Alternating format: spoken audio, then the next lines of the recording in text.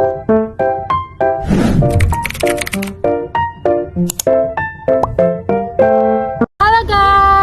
guys. Jadi kita sekarang mendapatkan tugas dari Bapak Richardus Widodo dengan tema mencari tempat-tempat bersejarah yang ada di Surabaya. Kebetulan kelompok kami mendapatkan dengan tema Tanjung Perak. Waktunya menyaksikan. Nah, jadi di sini saya akan menjelaskan seperti apa sih Tanjung Perak itu. Jadi Tanjung Perak merupakan salah satu pintu gerbang Indonesia yang berfungsi sebagai kolektor dan distributor barang dari dan ke kawasan timur Indonesia. Nah, bisa dilihat kan di sini tuh banyak kapal-kapal kayak gitu.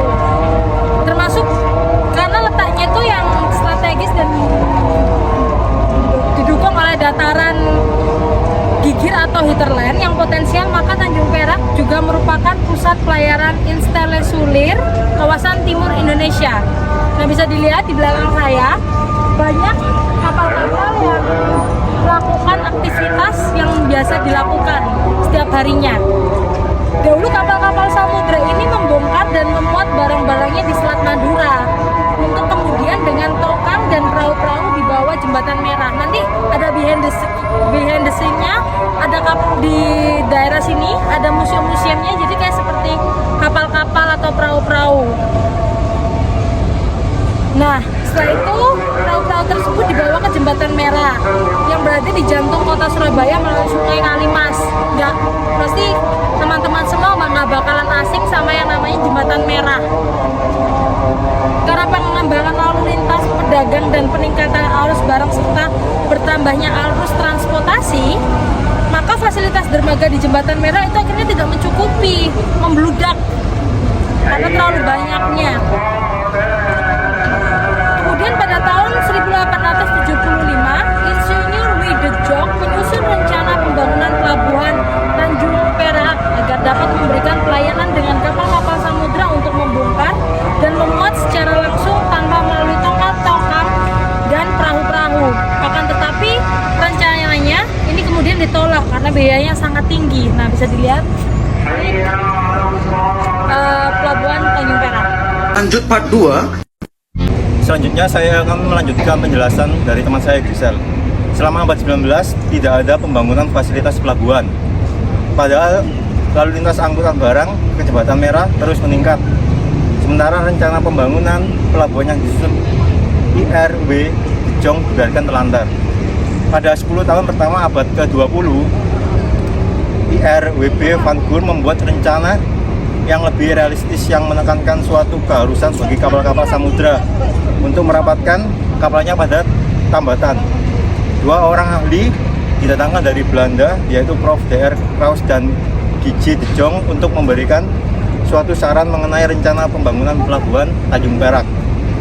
Setelah tahun 1910, pembangunan fisik pelabuhan Tanjung Perak dimulai, dan selama dilaksanakan pembangunan, ternyata banyak sekali permintaan untuk menggunakan kade atau tambatan yang belum seluruhnya selesai. Kita lanjut part 3. Di sini saya akan melanjutkan penjelasan dari teman saya, yaitu Ariel Saputra. Nah, dengan selesainya pembangunan kade atau tambatan, kapal-kapal samudra dapat melakukan bongkar muat di pelabuhan ini.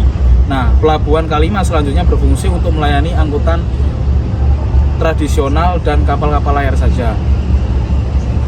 Sementara pelabuhan yang terletak di Jembatan Merah secara perlahan mulai ditinggalkan. Sejak saat itulah Pelabuhan Tanjung Perak telah memberikan suatu kontribusinya yang cukup besar bagi perkembangan ekonomi dan memiliki peranan penting, tidak hanya bagi peningkatan lalu lintas perdagangan di Jawa Timur, tetapi juga bagi seluruh kawasan timur Indonesia.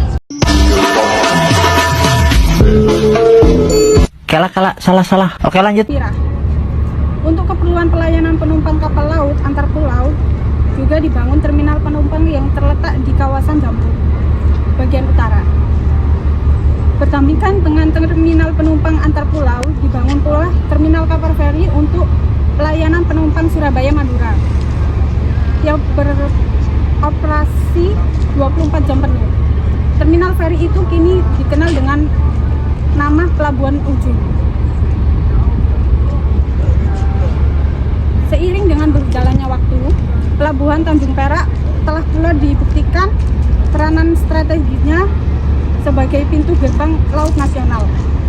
Untuk itu, dipersiapkan pembangunan terminal peti kemas bertaraf.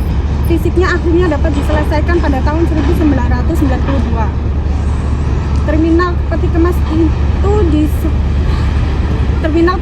itu saat ini dikenal dengan nama Terminal Peti Kemas Surabaya. Terima kasih. Sekian presentasi dari kelompok 6. Kami ucapkan Assalamualaikum warahmatullahi wabarakatuh. Selamat malam. Dadah.